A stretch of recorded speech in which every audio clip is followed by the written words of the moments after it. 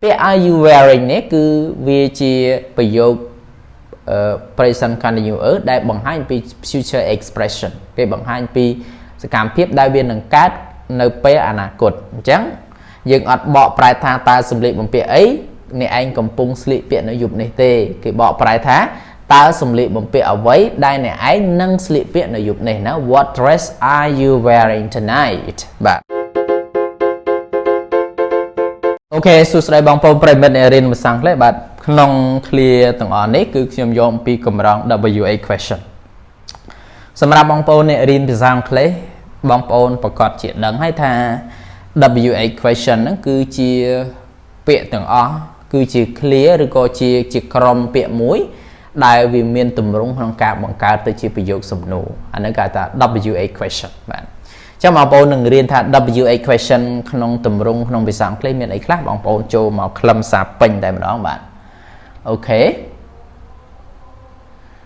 បាទ WA question គឺមានទី1ពាក្យ who ប្រែថានរណា what អ្វី when ពេលណា where នៅឯណា why មូលហេតុអី which មួយណា whose របស់អ្នកណាហើយរបៀបដូចម្ដេចអានេះសិតតែជា WA question គោលធំដែលគេប្រើនៅក្នុងក្បួននៃភាសាអង់គ្លេសហើយក៏ជាពាក្យមួយដែលប្រើជាទូទៅណាគេសួរឯងមកពីណាឯងជានរណានៅពេលណាឯងត្រឡប់មកពីទីណាអីចឹងណាទីណាដែលឯងស្នាក់នៅហើយហេតុអីបានឯងធ្វើអញ្ចេះហើយមួយណាដែលជាចំណងចំណុចចិត្តរបស់អ្នកឯងហើយវត្ថុនេះជារបស់អ្នកណាហើយអ្នកឯងទៅសាលាទៅបានយ៉ាងម៉េចអានេះសិតតែជា WA question ដែលប្រើនៅក្នុងក្បួននៃភាសាអង់គ្លេសសម្រាប់យើងគឺយើងសួរដូចគ្នា WA question ដូចគ្នាដែរសម្រាប់ភាសាខ្មែររបស់យើងសួរនៅពេលណាញ៉ាំបាយនៅពេលណាចេញពីសាលាអញ្ចឹងឯអ្នកណាទៅជាមួយអីចឹងសិតតែជា clear មួយដែលយើងប្រើញឹកញាប់មែនតើបាទអូខេតោះបងប្អូនមកមើលដូចពាក្យទី1គឺពាក្យ who WA question ទី1គេថា who ហ្នឹងយើងប្រែថានរណា who អញ្ចឹងused to ask the person who did the actions ណា used to ask the person who did the action មានន័យថាប្រើដើម្បីសួរនៅមនុស្សដែលបានធ្វើដោយសកម្មភាពអញ្ចឹងកាលណាគេប្រើពាក្យ who គេសួររួមមនុស្សហើយបាទឧទាហរណ៍ថា who will be the winner ណា who will be the winner ប្រែថាតើនរណានឹងជាអ្នកទទួលបាននូវជ័យជំនះប្រែតានរណាជាអ្នកឈ្នះណា who will be the winner អញ្ចឹងគេសួរថាម៉េចគេសួររកអីគេសួររកមនុស្សណាអញ្ចឹងគេប្រើពាក្យ who will be the winner បាទ clear បន្ទាប់មកទៀតបងប្អូន WA question ទី2ហ្នឹងគឺពាក្យ what ណា what ហ្នឹងគឺយើងប្រែថាអ្វីអញ្ចឹង used to ask for information ណា used to ask for information អញ្ចឹងកាលណាគេសួរ what គឺគេប្រើដើម្បីសួរអំពីព័ត៌មានណា used to ask for information បាទតោះឧទាហរណ៍ថា what dress are you wearing tonight ណា what dress are you wearing tonight ប្រែថាម៉េចបងប្អូនបាទប្រែថាយប់ហ្នឹងបងឯងនឹងស្លៀកពាក់អីណោះណានឹងស្លៀកពាក់អីទៅញ៉ាំពិធីការហ្នឹងអញ្ចឹង what dress are you wearing tonight ពាក្យ are you wearing នេះគឺវាជាប្រយោគpresent continuous ដែលបង្ហាញពី future expression គេបង្ហាញពីសកម្មភាពដែលវានឹងកើតនៅពេលអនាគតអញ្ចឹងយើងអត់បកប្រែថាតើសម្លៀកបំពាក់អីអ្នកឯងកំពុងស្លៀកពាក់នៅយប់នេះទេគេបកប្រែថាតើសម្លៀកបំពាក់អ្វីដែលអ្នកឯងនឹងស្លៀកពាក់នៅយប់នេះណា What dress are you wearing tonight បាទ clear ទី3បងប្អូនបាទ clear ទី3ហ្នឹងគឺពាក្យ when ហ្នឹងគឺយើងប្រែថាពេលណាណាបងប្អូន when ពេលណាបាទគឺ used to ask the time of an event or action ណា used to ask the time of an event and action ណា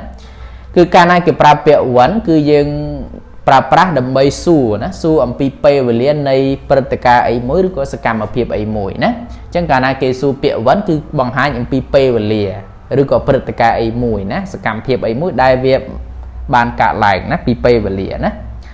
ឧទាហរណ៍ថា when can I see you again ណា when can I see you again ប្រែថាម៉េចនៅពេលណាដែលខ្ញុំអាចជួបលោកម្ដងទៀតបានទេណានៅពេលណាដែលខ្ញុំអាចមានពេលជួបលោកម្ដងទៀត when can I see you again ណា when can I see you again នៅពេលណាខ្ញុំជួបលោកម្ដងទៀតអញ្ចឹងគឺប្រើពាក្យ when នេះគឺបង្ហាញពីពេលវេលាណា used to ask the time of an event ណាបាទបន្តមកទៀតបងប្អូនបន្តមកទៀតគឺពាក្យ were ណា were ពាក្យហ្នឹងខ្ញុំអាន were រហូតប៉ុន្តែបើយើងមើល dictionary ទៅគេអាន were ណាបងប្អូន were ហ្នឹងគឺប្រែថាទីណា were ទីណាបាទគឺ used to ask for the location ណា used to ask for the location មានន័យថាពាក្យ were ហ្នឹងគឺប្រើប្រាស់ដើម្បីសួរអំពីទីតាំង for the location ask for the location បាទឧទាហរណ៍ថា where do you live ណា where do you live តើអ្នកឯងរស់នៅឯណាឃើញគឺសួរពីទីតាំងថាទីតាំងរស់នៅឯណាស្នាក់នៅឯណាអញ្ចឹងណាអញ្ចឹង where do you live តើអ្នកឯងស្នាក់នៅឬក៏រស់នៅឯណាបាទWA question បន្តទៀតគឺពាក្យ why ហ្នឹងគឺប្រែថាហេតុអ្វី why ហេតុអ្វីបាទអញ្ចឹង used to ask for a reason or cause ណា used to ask for a reason or cause មានន័យយើងប្រើប្រាស់ពាក្យ why ហ្នឹងដើម្បីសួរអំពីមូលហេតុឬក៏ហេតុណា cause ហ្នឹង reason ក៏មូលហេតុ cause ហ្នឹងគឺប្រែថាបណ្ដាលឲ្យអ្វីដែលបណ្ដាលឲ្យណាបងប្អូនបាទឧទាហរណ៍ថា why did you break the glass ណា why did you break the glass មិនបានអូនឯងបោក glass ហ្នឹង